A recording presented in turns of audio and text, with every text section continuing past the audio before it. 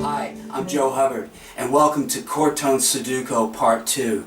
Hopefully by now you've already downloaded the free Chord Sudoku PDF worksheets that are available on my website, www.joehubbardbass.com. If not, make sure that you do that now so we're all on the same wavelength before we apply this concept to the bass guitar. So without further ado, grab your basses and let's get started. In this video I'm going to illustrate the importance of learning a chord tone driven approach versus the often pushed scale method. Many players learn their scales first because they're led to believe that this is the quickest and easiest way to learn how to improvise over a set of chord changes. But when problems occur, which is often exacerbated by a lack of understanding of what notes are available to resolve their lines to within the scales that they're playing, that so-called catch-all scale remedy, which is so often prescribed, usually leads to confusion and frustration. Now, one thing that you've got to understand is that if I just merely run my fingers up and down the fretboard playing scales, this will only ever provide me with the thinnest veneer in outlining the chord changes. It's also going to lack real-world harmonic specification, and it's not really going to clearly lead me down the road of playing over the harmony that I'm playing over. So we have to understand that it's the chord tones that clearly outlines the chord changes. And therefore, this should be the starting point in developing a solid command and mastery for learning the bass guitar. Oh, don't worry, scales do have their place, but without the support of chord tone application first, your lines just don't turn out that well. Stay with me. Okay, the chord type that we're going to be working with today is a minor 7th chord. And although harmonically the minor 7th chord can function in many different ways, the most common way is acting as a 2 minor 7 in a major key area. This 2 minor 7 usually precedes the dominant 7th chord, and it acts as a leading chord pointing us to that dominant 7th chord. You also see the minor 7th chord as a standalone static chord that is played through many different styles of music, including rock, pop, jazz, funk, Latin. Okay, so the chord type that we're going to be applying to this Chord Sudoku drill today is going to be a minor 7th chord. And the formula for a minor 7th chord is root, flat 3, 5, flat 7. We also need to explore some various fingering possibilities, and a good way to do that is to look at the fingers of your left hand and try to come up with variations from all 4 fingers. You can usually find at least 2, maybe 3 fingerings that will work. So I really suggest that you kind of do that sort of research yourself and check that out. But let me show you what I'm talking about. If I go here and I play a C minor 7th chord, C is the root, E flat is the flat 3, G is the 5, and B flat is the flat 7. Notice that I've got this specific fingering starting on my first finger. That's a nice fingering. I like this. This is a 90%er because it's in a 1 finger per fret position. Okay, you can get another one in a 1 finger per fret position by starting on the 4th finger, and I've got this here, my C, E flat, G, and my B flat, and I'm playing it in this way. Okay, I could also get one off the third finger that puts me in this more open position down here if I'm playing off the third fret. And I like this, you know, when I'm in this position. So we'll use this one as well as sort of an alternative fingering when I'm in that position. Now, how do we apply the chord tone Sudoku drill that you did with the PDF worksheets to your bass guitar? Well, this is what we're going to do, and we're going to do this within the different positions on the fretboard.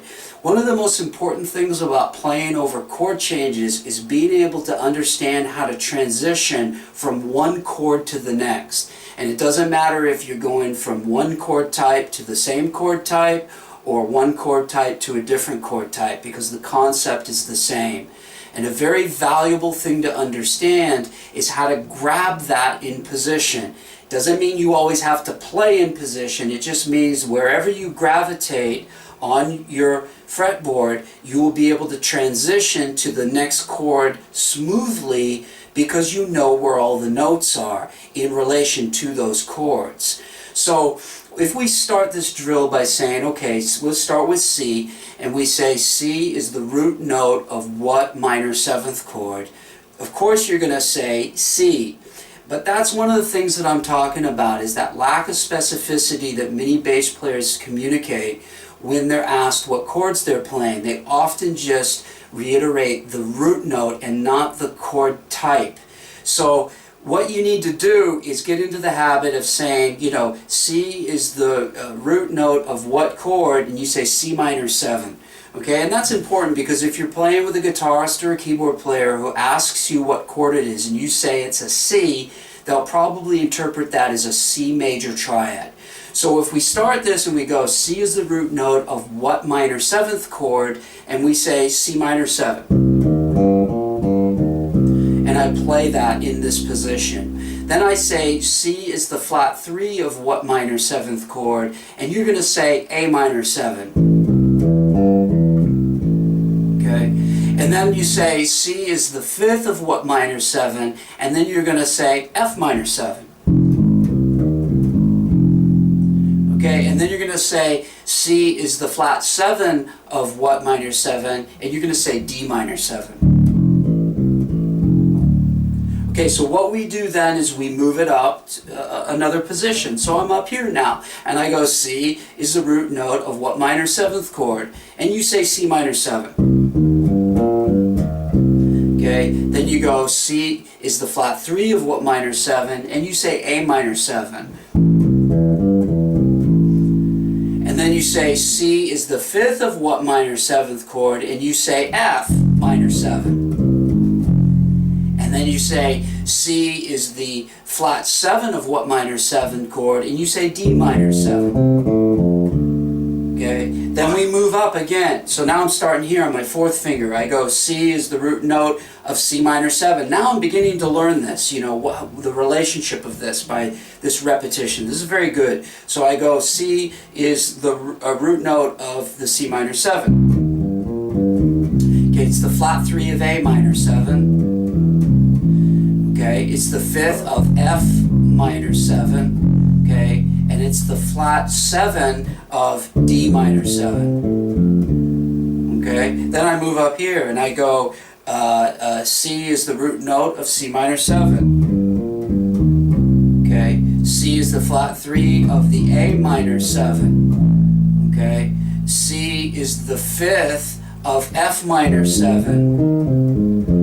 C is the flat 7 of D minor 7, okay, and then I move it up again, so now I'm here. C is the root of C minor 7, and I'm really starting to come along now with the understanding. It's the flat 3 of the A minor 7, in understanding what's under my fingers. Note I could play that A here. We're just doing one octave today, okay, and then I say C is the 5th of what minor 7th chord, and then you say F minor 7, and then you say C is the flat 7 of what minor 7 chord, and you say D minor 7. Okay, then I move it up here, and we're now at the octave above where we started. We started in this position, we're now here, and we've got C is the root note of C minor 7. Okay, it's the flat 3 of the A minor 7. It's the 5th of the F minor 7. And then it's the flat 7 of the D minor 7. Okay, so, you know, we've really just scratched the whole surface with this position and transition kind of deal. I've got way more cool information on this that you'll have to check out.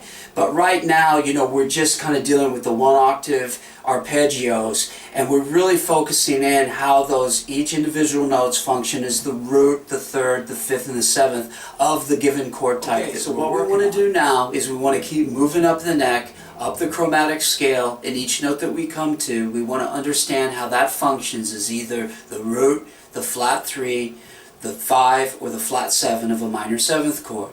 The next note that we hit is a C sharp. C sharp is the root of what minor 7th chord, and you say C sharp minor 7. Then we say C sharp is the flat 3 of what minor 7th chord. Now here's a case where you might want to change the accidental, and it doesn't really matter if you change it from a sharp to a flat. So let's just change that to a flat. We call it D flat is the flat 3 of B flat minor 7. Okay? Then we say, let's go back to C sharp, and we say C sharp is the 5th of what minor 7th chord, and we say F sharp. Okay, then we say C sharp, or let's call this D flat this time, is the flat 7 of what minor 7 chord, and we say E flat minor 7. Okay, then you move it up positionally, just like we did before with C. There's 5 different positions that occur on your neck, and then you'll hit the octave above the one that we started with. So after that, you then move up to D. You do them all on D. You move it up to D sharp or E flat. You move that up to E, to F, and successively until you get back to C, and then you would have covered every note in the chromatic scale. This exercise is a very valuable exercise that's going to enable you to understand chord tone recognition and how to transition smoothly from one chord type to the next. Now you practice. Now that you're beginning to gain more clarity with this type of an approach towards hearing these ideas on your bass, I'd like to make you aware of a new training program that's going to be going live on the internet by April 2013. This will be a video membership site with a difference called JoeHubbardBassVideos.com, where all the lessons will be organized in a logical progression from A to Z. It doesn't matter whether you're a beginner, intermediate, or an advanced player. There will be a program available for you that will allow you to become a better bass player. In fact, many students that I have who are both intermediate and advanced players fall into the category of what I call the Swiss cheese guy. This means they can play a bit, but they've got some holes in their knowledge. So in cases like these, which are quite common, you can easily preview a more basic course to even out your knowledge base and allow you to become a more complete bass player. So for updates and further information about this program, make sure that you're on my mailing list. If not, go on and head over to www.joehubbardbass.com and sign up today. Thanks, good luck, and watch out for Chord Tone Sudoku Part 3, which is coming at you soon.